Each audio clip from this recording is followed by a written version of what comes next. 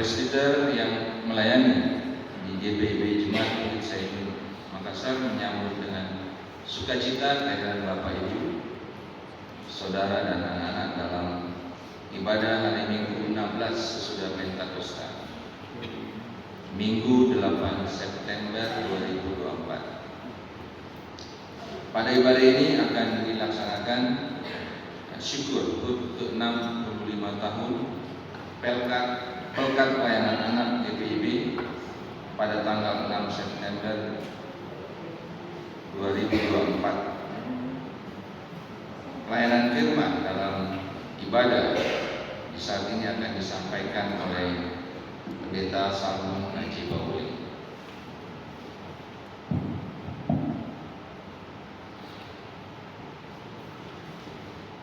Pada tanggal 6 September 2024, Pelkat Pelayanan Anak GPIB telah memasuki usia pelayanan ke-65 tahun. Warna hijau muda menandakan usia yang muda belia, namun karya dalam pelayanan. Pada awalnya, ibadah Pelkat Pelayanan Anak disebut sebagai sekolah ahad atau sekolah minggu. Seiring dengan berjalannya waktu, sekolah minggu dikenal dengan nama ibadah hari Minggu Pelayanan Anak atau IHMPA. Dalam pimpinan Tuhan, Pelkat Pelayanan Anak GPIB terus berupaya membina spiritualitas anak PA GPIB untuk mencapai visi, yaitu anak yang beriman kepada Yesus Kristus, mewujudkan damai sejahtera bagi seluruh ciptaan. Aku anak GPIB, aku bersyukur gerejaku semakin berkembang. Aku dan teman-teman semakin diperhatikan dan keinginan kami bagi gereja semakin didengarkan. Terima kasih telah mengasihi kami, memberi kesempatan untuk belajar tentang kasih Tuhan, sehingga kami bisa mewujudkan kasih bagi sesama dan ciptaan lainnya. Dukung kami agar tumbuh menjadi teladan yang baik bagi gereja dan bangsa ini.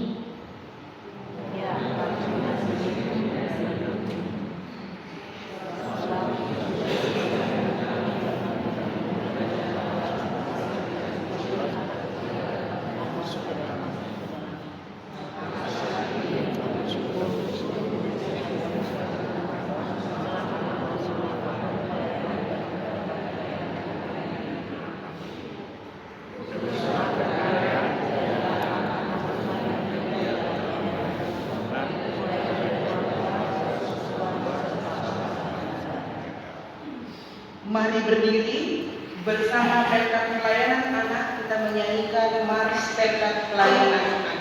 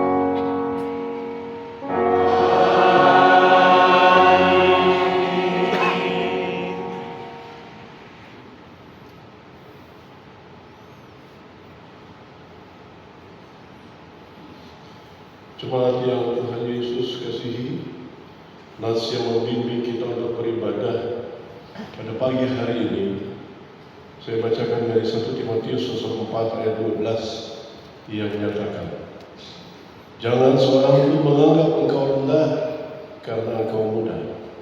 Jadilah teladan bagi orang-orang percaya dalam perkataanmu, dalam tingkah lakumu, dan dalam kasihmu, dalam kesetiaanmu, dan dalam kemurnianmu. Kasih karunia dan damai sejahtera dari Allah Bapa dan Kristus Yesus, Juru Selamat kita, menyertai kamu. Bapak Ibu, saudara-saudara dan anak-anak yang dikasihi Tuhan, mari kita satu dalam doa. Ya Allah Tritunggal, kami bersyukur kepadamu karena kebaikan-Mu tetap kami rasakan hingga saat ini. Dengan penuh sukacita kami datang beribadah kepadamu bersama Pelkat Pelayanan Anak GPIB yang pada tanggal 6 September yang lalu telah memasuki usia pelayanan yang ke-65. Ya Tuhan, di hadapan-Mu kami mengaku bahwa seringkali kami lalai dalam memperhatikan pertumbuhan spiritualitas anak-anak kami. Kami terlalu sibuk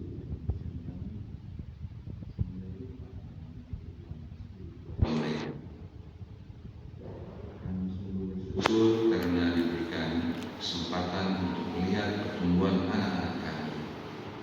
Walau terkadang sebagai orang tua kami tidak maksimal dalam mendampingi dan membimbing mereka. Kami terlalu sibuk dengan kerja dan usaha sehingga tidak memiliki waktu untuk duduk bersama bercerita tentang kebenaran firman. Ya Tuhan, di saat ini kami juga memohon kepadamu agar Engkau mau memberikan kepada anak-anak kami hati yang selalu bersyukur dalam segala hal. Ajarkanlah pula mereka untuk selalu berbuat baik dengan kebenaran, rajin beribadah, serta menjadi teladan bagi gereja dan bangsa kami.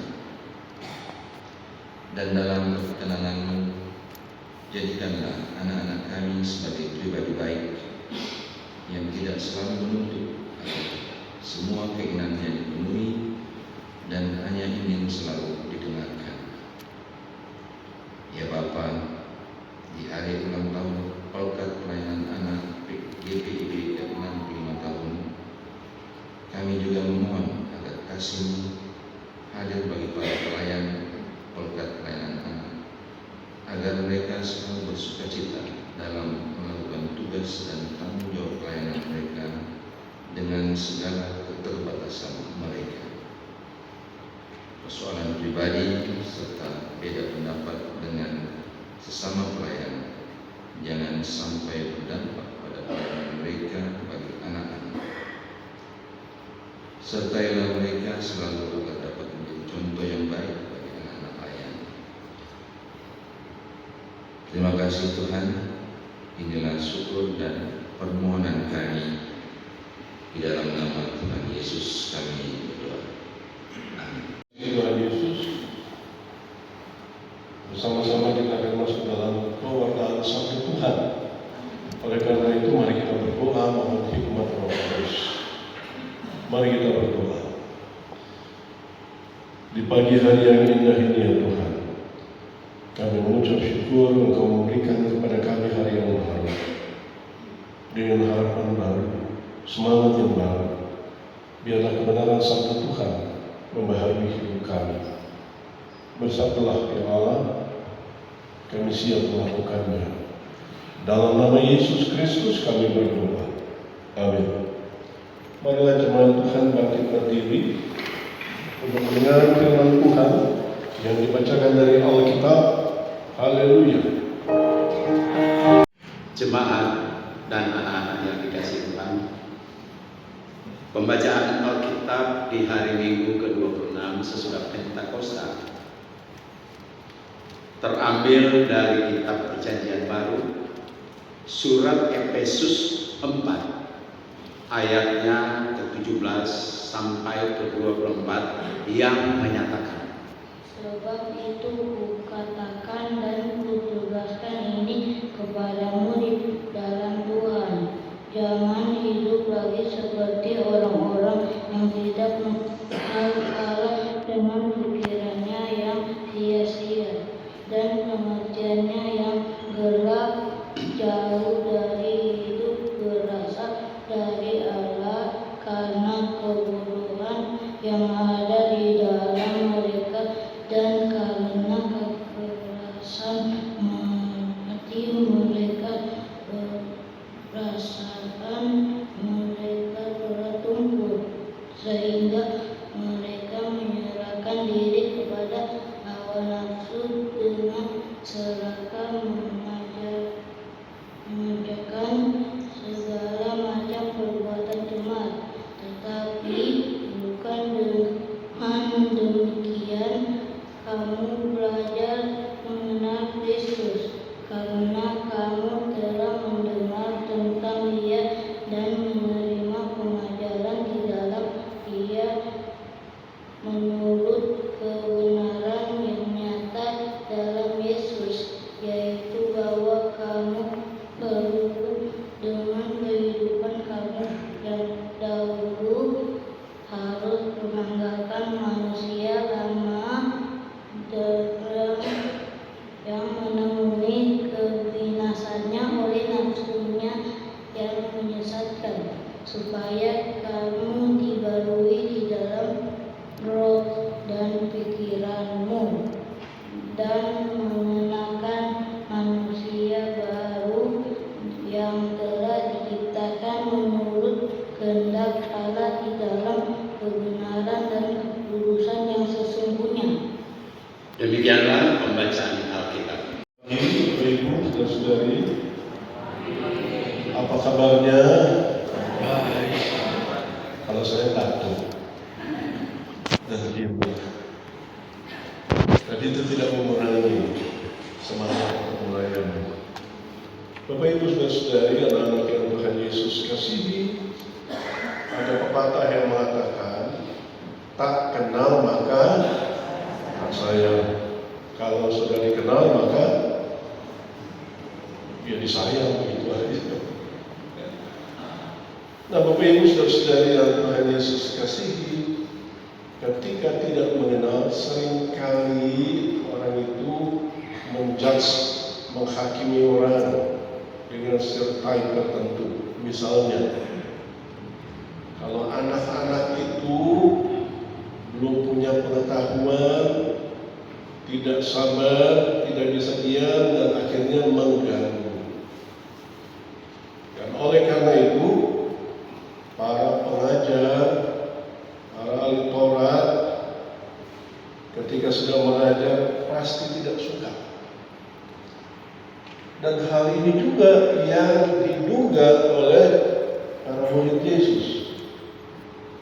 Dalam Injil Matius pasal 19, saya baca ayat 13. Orang membawa anak kecil kepada Yesus supaya ia meletakkan tangannya di atas mereka dan mendoakan mereka. Bagus nggak maksud orang tuanya? Bagus. Tapi apa sikap dan tanggapan murid Yesus? Tetapi murid-muridnya memarahi orang-orang tersebut. Apa harapan para murid? Pasti Tuhan Yesus bilang gitu.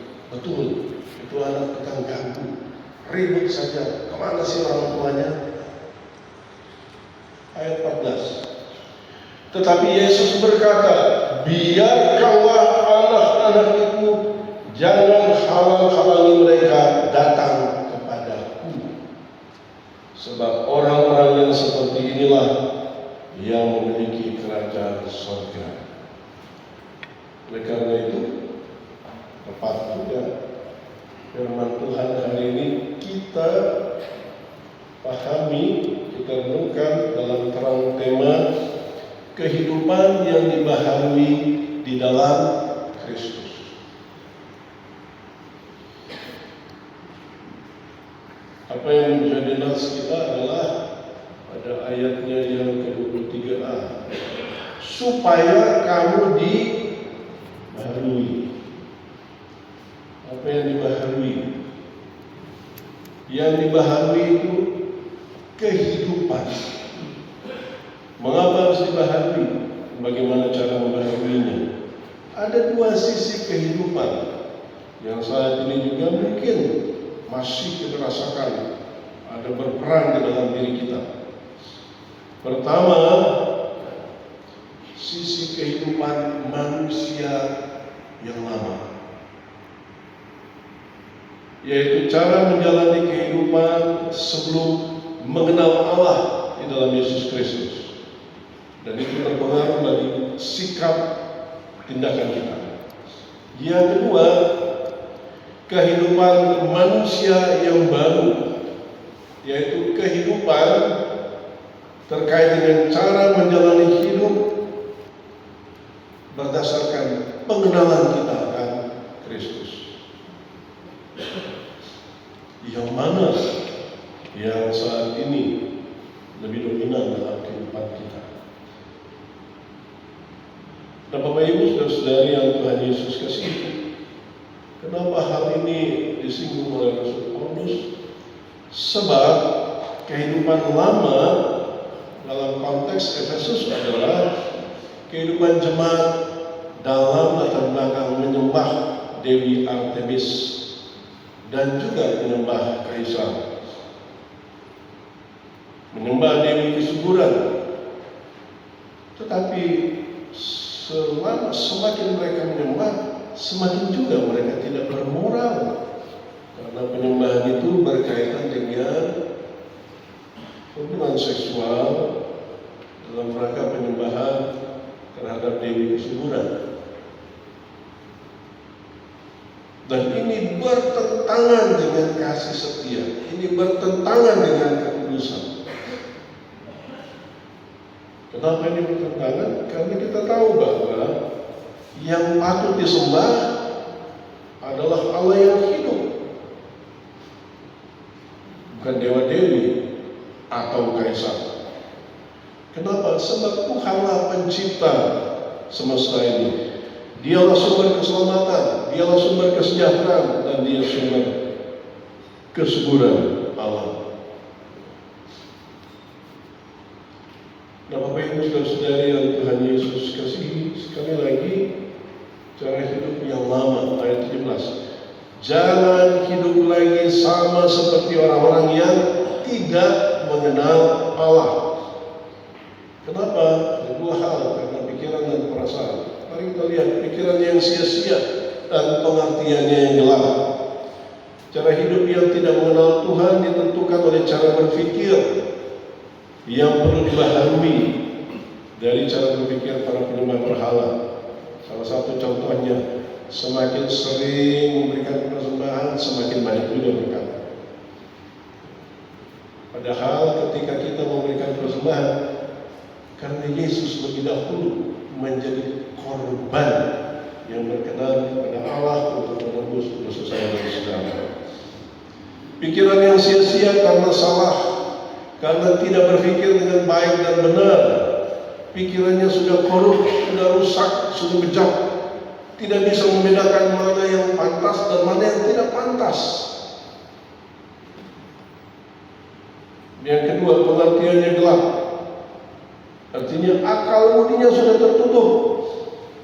Tidak sadar apa yang dipikirkan itu salah atau benar, baik atau buruk, berguna atau tidak peduli.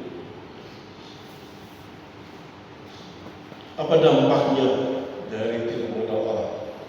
Semakin jauh dari Allah, semakin jauh dari hidup persekutuan, karena kebodohan dan kedegilan hati. Karena tidak mengenal Allah, mereka jauh dari Allah, mereka terasing dan mereka tersesat. Mengapa demikian? Karena mereka tidak menerima pengetahuan yang benar, yaitu firman Tuhan. Yang mereka terima adalah apa yang mereka sukai. Kira-kira kalau orang lain hanya baca bagian kutub-kutubnya saja. Kalau kita baca saja bagian kesembuhan-kesembuhan saja. Orang lain baca saja seperti Rasul Paulus, tidak sembuh-sembuh dia dari sakit. Jadi dia tidak tahu sebenarnya apa yang menjadi firman Tuhan, apa yang menjadi kebenaran, karena dia pilih-pilih juga. Bukan kebenaran Allah, tapi kebenaran menurut keinginan dirinya. Yang kedua, karena degil hati, sudah diberitahu, tidak mau mendengar, tetapi merasa lebih benar. Coba aja kalau Bapak Ibu mobilnya keserempet, atau motornya keserempet, baru kita mau ngomong A, orang sudah Z. Nah, itu yang terjadi. Prinsipnya sebelum dimarahin lebih baik marah duluan, meskipun salah. Sudah salah, tapi ngotot. Nah, itu yang terjadi. Jauh dari persekutuan dengan Allah.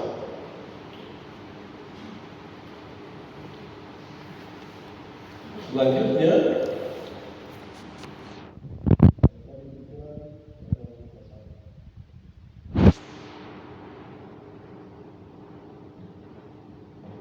perasaan mereka sudah tumpul. Kenapa? Karena diserahkan kepada hawa nafsu. Satu kali buat salah, aduh salah. Gak apa-apa, hari Minggu masuk dalam tanggungan dosa. 2 kali buat salah, aduh gimana ya? 3 kali buat salah, dia juga bikin salah lebih besar lagi dari kita. Lama-lama membenarkan diri. Tidak lagi kepekaan. Karena apa? Sudah dikuasai oleh hawa. Mengerjakan dengan serakah segala macam kecemaran. Nah, ini perasaannya kebal. Tidak lagi merasa sakit, padahal keadaannya sudah parah. Gimana sakit? Nggak apa-apa. Padahal saudara-saudara. Aduh sakit deh, jatuh. Nggak apa-apa, Pak. Daripada nggak boleh main basket lagi, mendingan diam-diam aja. Padahal sesakit itu. Padahal saya tidak dimarahin, mau dicoba untuk berobat. Tapi sudah, daripada nanti dilarang, daripada nanti dimarah-marah.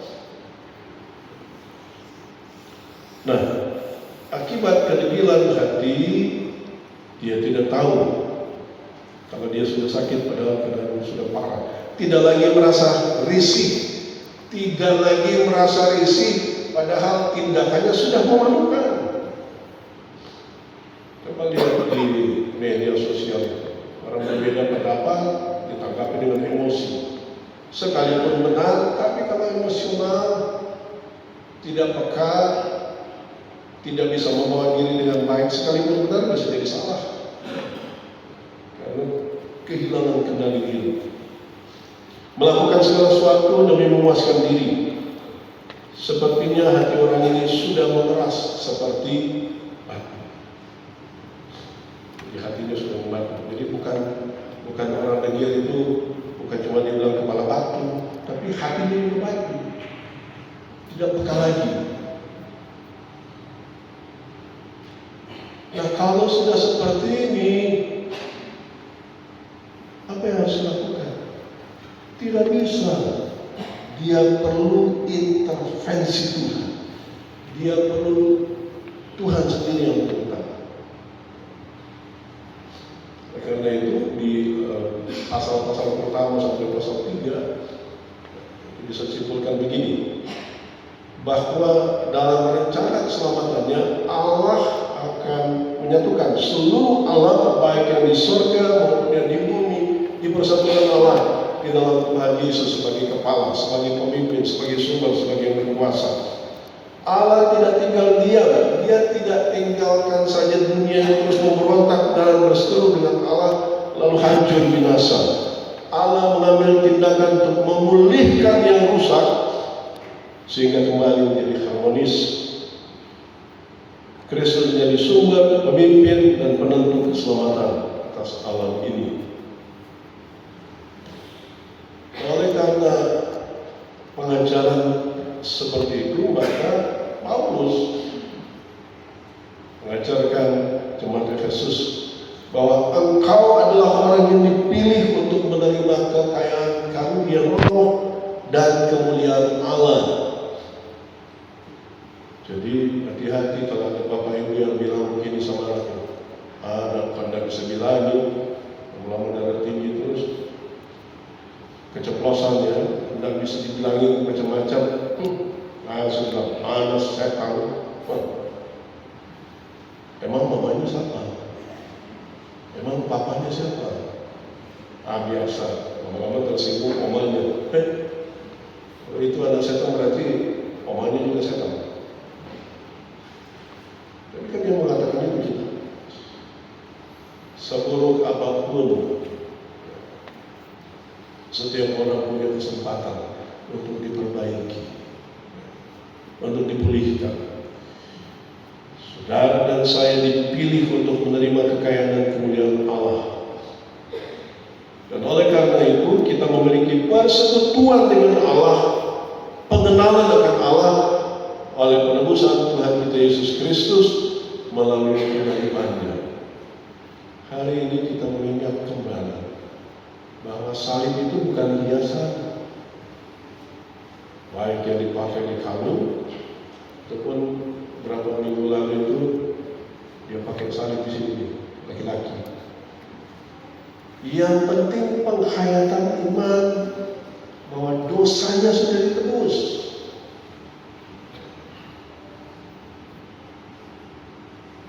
Nah, Bapak Ibu Saudara yang Tuhan Yesus kasihi, pada akhirnya jemaat Efesus memahami kalau Allah saja menyatukan antara surga dan bumi dalam damai sejahtera melalui pengorbanan Yesus Kristus, maka jemaat juga didamaikan dengan dirinya, diciptakan sebagai ciptaan yang baru dalam satu persekutuan yang disebut wadah itu sebagai tubuh Kristus. Bapak Ibu Saudari yang Tuhan Yesus kasihi,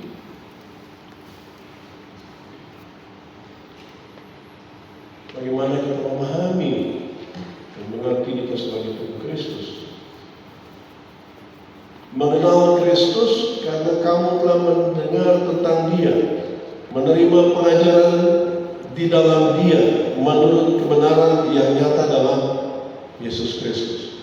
Ini di zaman digital seperti ini, orang Kristen sarjananya, STH-nya bisa STH TikTok.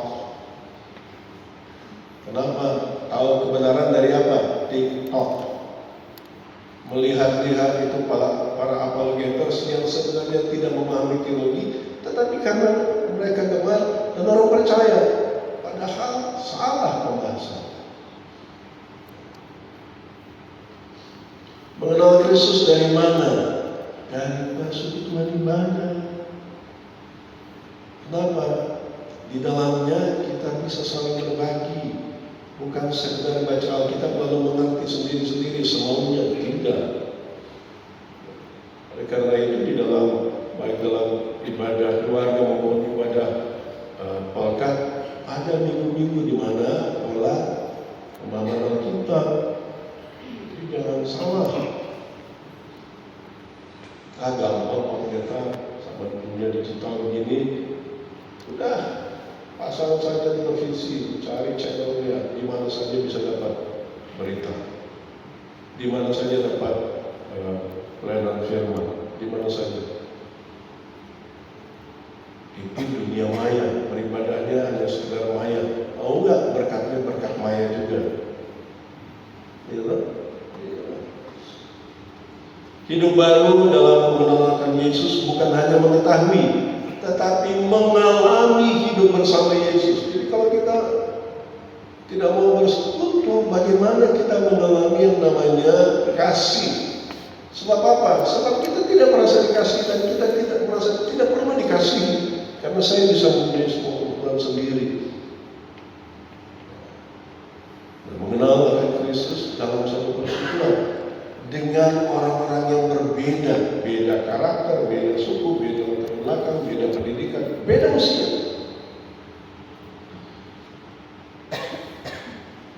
Jemaat Efesus menjadi satu tubuh dengan berbagai asal dan karunia. Bagaimana menjalani hidup dalam keragaman latar belakang seperti ini?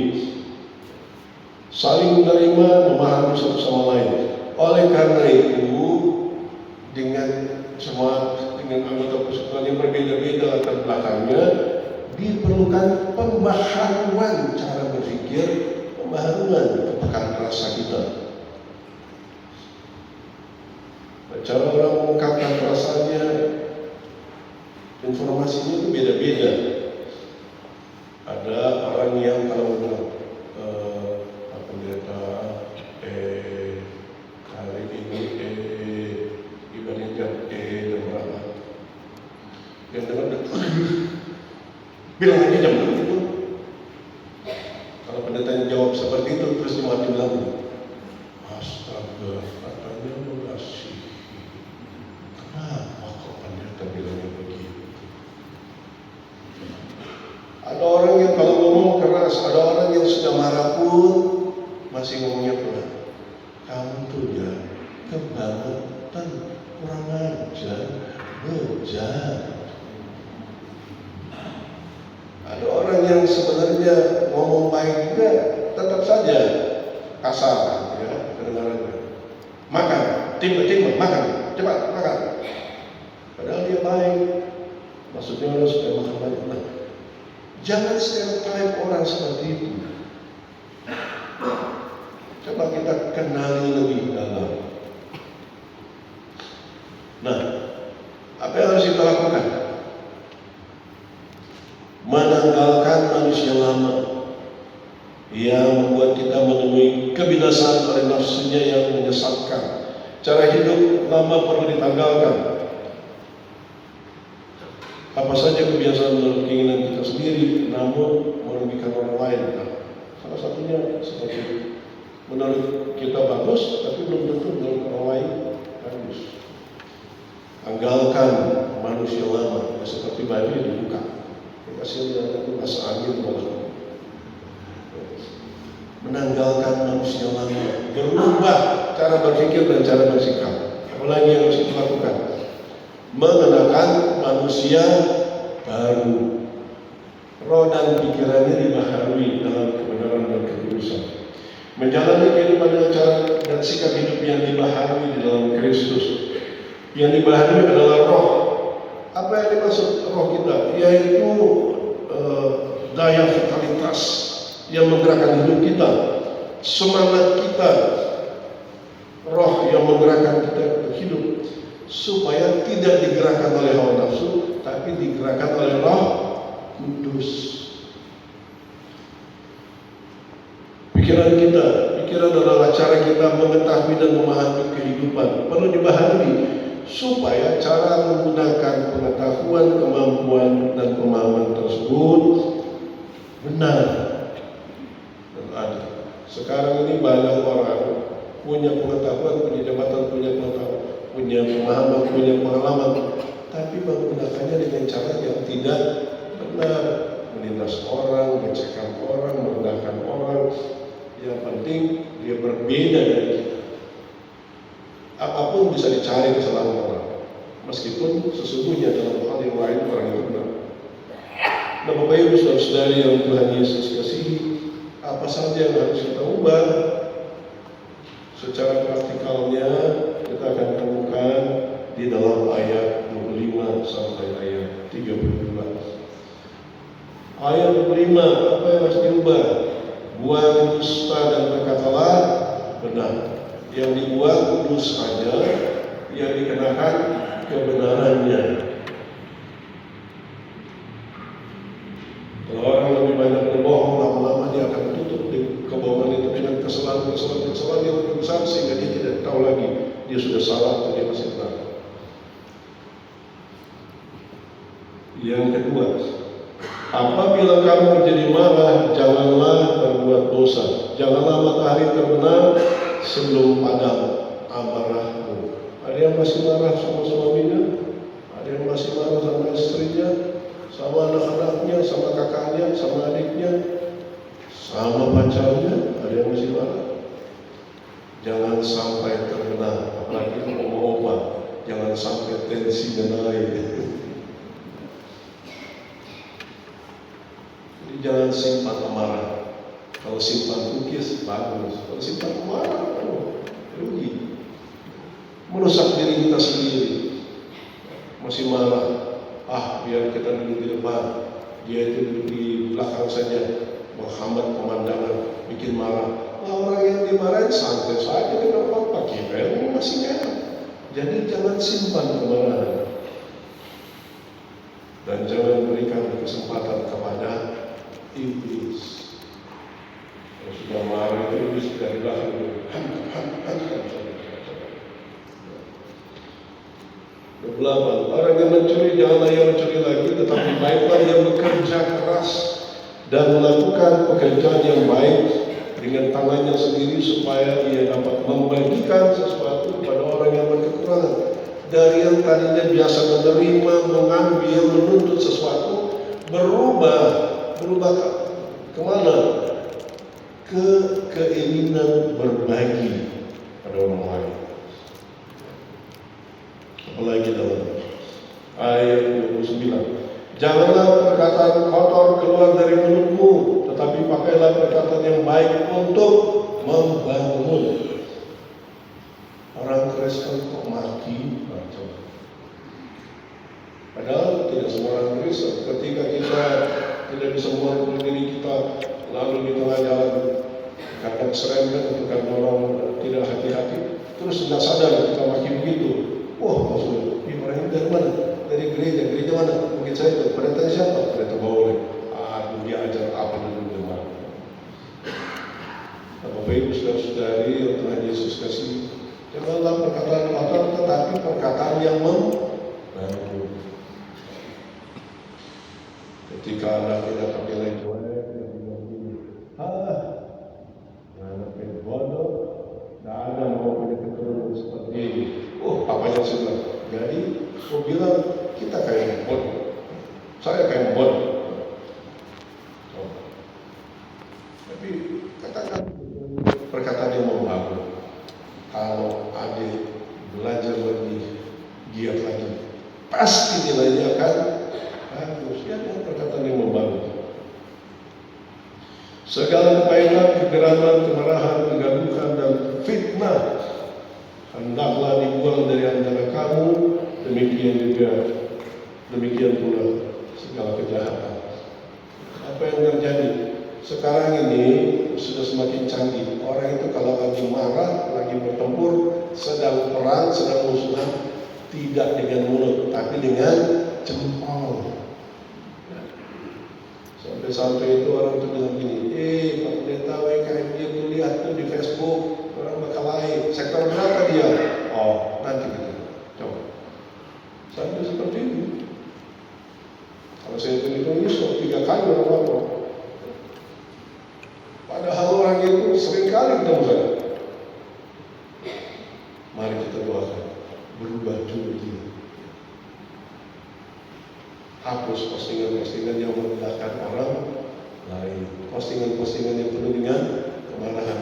Ganti dengan bahasa-bahasa pengampunan, bahasa kasih, sehingga orang akan lihat, oh luar biasa orang yang takut akan Tuhan. Ayat 32, tetapi hendaklah kamu ramah seorang terhadap yang lain, penuh kasih mesra dan saling mengampuni, sebagaimana Allah di dalam Kristus telah mengampuni kamu. Dan ini tantangan yang paling berat. Tantangan yang paling berat, yang paling susah, tetapi kalau kita kerjakan dia paling mulia. Apa itu? Mengampuni. Seperti Tuhan sudah mengampuni kita. Dengan demikian kita meniru karya terbesar Tuhan, meneladani karya terbesar Tuhan yang menyelamatkan kita. Apa itu? Tindakan Allah untuk mengampuni, dan dia melahirkan damai sejahtera. Selamat membaharui kehidupan, selamat menjadi teladan. Tuhan Yesus memberkati. Amin. Yesus kasih, marilah kita bangkit berdiri bersama semua orang percaya di segala waktu dan tempat. Mari kita ikrarkan pengakuan iman menurut pengakuan iman rasuli. Maka dengan hati dan mulut hendaklah setiap orang berkata, aku percaya hari-hari dari Yesus Kristus sebagai Tuhan,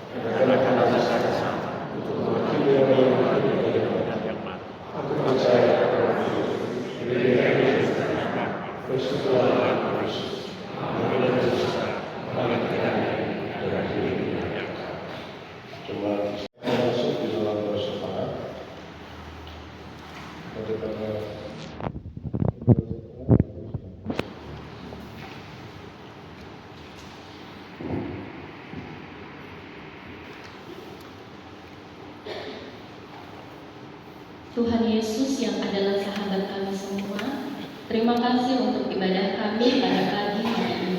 Kami bersyukur karena kami masih diberikan kesehatan dan waktu untuk memuji nama-Mu bersama-sama. Terima kasih untuk firman Tuhan yang sudah kami renungkan. Kiranya Tuhan memampukan kami untuk melakukan firman itu dalam kehidupan kami setiap hari. Hari ini kami bersyukur untuk HUT ke-65 Pelkat PA GPIB. Kiranya dengan pertambahan usia ini, pelayanan Pelkat PA GPIB semakin melebar dan merambat untuk menjangkau anak-anak, khususnya di Jemaat Bukit Zaitun Makassar.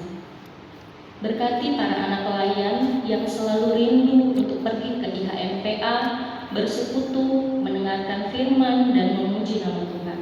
Dengarlah doa kami ya Tuhan.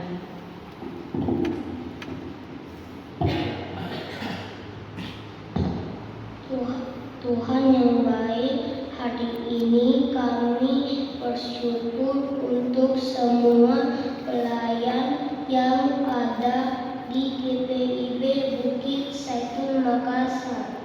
Kami mohon berkati seluruh pelayan di GPIB Bukit Zaitun Makassar, yaitu pada majelis jemaat, pengurus, PK dan komisi, dan seluruh kakak pelayan PA. Berikanlah mereka kerinduan untuk melayani dengan hati yang tulus dan motivasi yang benar. Inilah doa kami ya Tuhan. Ya Allah, Bapa Surgawi, kami bersyukur untuk firman-Mu yang mengingatkan kepada kami untuk selalu memberi diri dibaharui hati, pikiran, dan kehidupan kami di tengah-tengah perubahan dan tantangan zaman ini. Bapa Surgawi, kami bersyukur untuk kesempatan yang beribadah pada saat ini. Maka kami berdoa Tuhan kepada pelayan Tuhan, baik teman-teman di jemaat, demikian juga para rekan, ketua, para pendeta yang melayani. Kami berdoa Tuhan untuk seluruh bagian jajaran pelayanan sampai ke seluruh warga jemaat. Kami menyerahkan ya Tuhan seluruh rancangan pelayanan yang akan dilakukan sepanjang minggu ini, baik pelayanan ibadah, pembinaan, pengajaran, pelayanan komunian, semuanya kami serahkan agar dapat dilaksanakan dalam kasih Tuhan. Kami menyerahkan rencana juga bagi Tipiatu, saudara-saudara kasih kami dalam tubuh, mereka yang berada dalam kesulitan, dalam pergumulan. Biarlah Tuhan mereka dipahami dalam pengharapan iman, dan Engkau menjadikan kami sebagai sesama warga, sama orang yang mengasihi Tuhan, yang terwujud dalam kasih kami kepada sesama yang membutuhkan. Kami berdoa ya Tuhan untuk upaya-upaya renovasi yang saat ini sedang berjalan, kiranya Engkau memberkati sehingga penyediaan fasilitas pelayanan yang lebih baik juga akan rampung pada waktunya. Bapa Surgawi, kami menyerahkan juga rencana-rencana ke depan untuk para pelayanan khususnya di tingkat sinodal yang akan melaksanakan Persidangan Sinode Raya di Bogor, Sulawesi Barat. Tuhan Yesus memberkati seluruh anggota panitia dapat melaksanakan tugas mereka dengan baik. Pemerintah dan jajarannya di pusat maupun di daerah-daerah, program-program pembangunan, masalah-masalah yang harus diselesaikan, stabilitas hukum, politik, dan ekonomi biarlah semuanya dapat berjalan dengan baik. Upaya-upaya mengatasi kejahatan, korupsi, teror, dan upaya-upaya pencapaian semuanya kiranya dapat dilaksanakan dengan baik. Di mana para pemimpin kami menjadi teladan, menjadi pelopor untuk upaya-upaya pendamaian. Bapa Surgawi, kami menyerahkan kehidupan rumah tangga kami masing-masing dalam tangan Tuhan. dalam pekerjaan, dalam hidup rumah tangga, bahkan dalam sekolah anak-anak.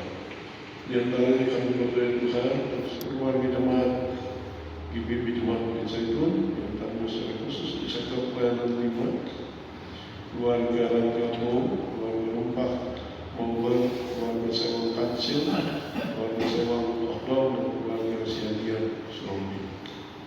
Ya Bapa, di dalam pengasihan-Mu kami memohon. Peliharalah kami di dalam putra-Mu Yesus Kristus yang sudah mengajar kami berdoa.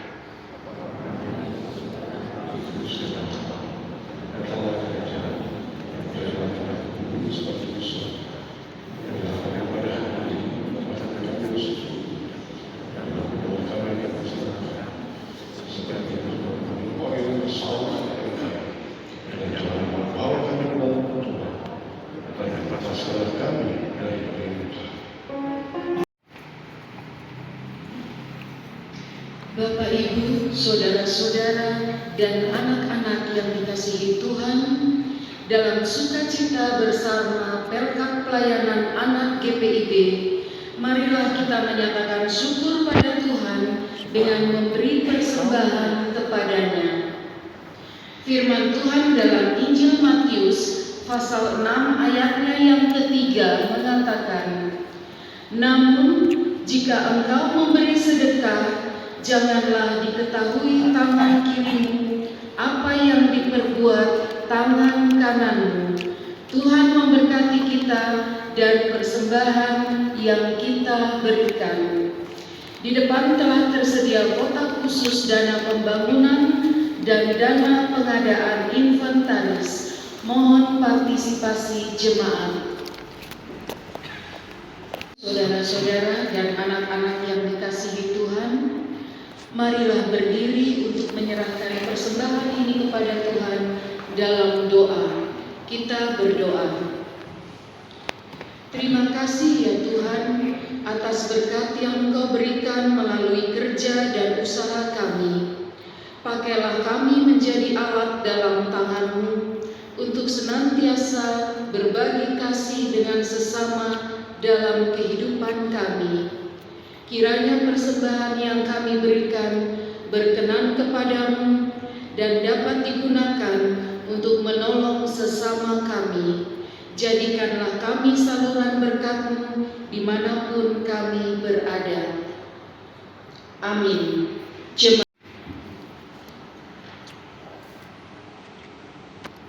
Diaken, penatua beserta warga jemaat yang hadir dalam ibadah ini menyampaikan terima kasih kepada Bapak Pelayan Firman Pendeta Salmon Ade Bowe, Organis Mega Manado, Kantoria Beatrice Patiselano, Pelayan Pujian Solois Seri Lewa Kabesi, juga petugas sound system dan multimedia atas pelayanan yang telah diberikan dalam ibadah ini.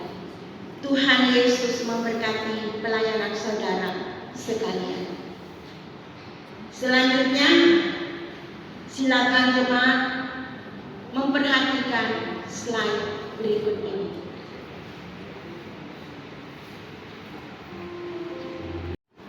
Perubahan jam ibadah. Berdasarkan hasil sidang majelis jemaat yang dilaksanakan pada hari Senin, tanggal 5 Agustus 2024, diputuskan perubahan jam ibadah hari Minggu sebagai berikut. Ibadah hari Minggu jam 16.30 di Gereja Bukit Zaitun diubah menjadi jam 16.00 WITA. Perubahan jam ibadah ini terhitung mulai bulan September 2024. Joyful Run GPIB Bukit Zaitun Makassar. Gerakan Pemuda GPIB Bukit Zaitun Makassar mengajak seluruh warga GPIB Kota Makassar untuk ikut berpartisipasi dalam Joyful Run yang akan dilaksanakan bulan Desember nanti. Joyful Run merupakan event lari perdana yang diadakan pada lingkup GPIB di Kota Makassar. Untuk pendaftaran akan dibuka pada tanggal 16 September 2024. Informasi selengkapnya bisa dilihat di akun Instagram Joyful Run, joyfulrun.nks. Jumlah kehadiran jemaah laki-laki 60 orang, perempuan 75 orang, total 136 orang. Penutup dengan mengucap syukur kepada Tuhan Yesus, sumber rahmat dan kepala gereja, Majelis Jemaat mengucapkan terima kasih untuk berbagai bentuk persembahan dan sumbangan yang telah disampaikan. Tuhan memberkati pelayanan saudara. Informasi lebih lanjut untuk semua kegiatan keuangan Majelis Jemaat dapat dibaca dalam Telegram dan akun WhatsApp. Demikian warta jemaat ini. Terima kasih atas perhatian saudara sekalian. Selamat merayakan hari Minggu ke-16 sesudah Pentakosta. Tuhan memberkati.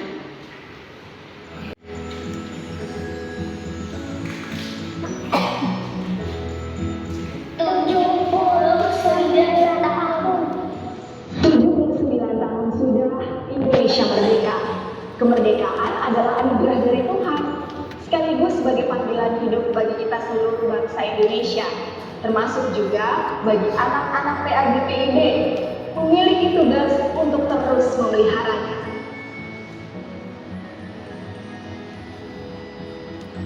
Rasul Petrus memberi nasihat seperti yang tertulis dalam kitab 1 Petrus 2 ayat 17, hormatilah semua orang, kasihilah saudara-saudaramu, takutlah akan Allah, hormatilah Raja. Artinya, anak GPIB harus memiliki sikap takut akan Allah dalam wujud tindakan yang nyata, dalam aksi menolong sesama, saling menghormati, dan bertoleransi di tengah perbedaan. Karena kita semua adalah saudara. Tahun ini Pelkat PAGPIB berusia 65 tahun. Kini saatnya anak PAGPIB bukan hanya mempertahankan dan memelihara kemerdekaan, namun juga menunjukkan teladan demi memajukan bangsa Indonesia. Hal sederhana yang bisa kita lakukan antara lain rajin belajar dan mengembangkan potensi diri agar bisa memberikan kontribusi positif bagi kemajuan bangsa. Berpartisipasi, membantu sesama yang membutuhkan seperti yang sudah dilakukan oleh keluarga PAGPIB. Dalam kegiatan Aku Suka Membagi di setiap tahunnya. Keluarga PAGPIB, perayaan HUT ke-65 Pelkat PAGPIB akan berlangsung pada 20 sampai 22 September di Bukit Doa Immanuel Prigen, Jawa Timur. Mari kita dukung dalam doa dan tunjukkan sikap anak GPIB yang dapat menjadi teladan demi bangsa. Dengan memperkuat solidaritas serta peduli pada sesama melalui sikap saling menghargai. Bekerja sama serta menanam semangat aktivitas untuk mewujudkan perdamaian dan persatuan bangsa. Mari bekerja sama mewujudkan pendampingan dalam kasih sayang agar anak GPIB menjadi pribadi yang mengandalkan Tuhan, cinta keluarga, pantang menyerah dan menjadi berkat. Tuhan Yesus memberkati.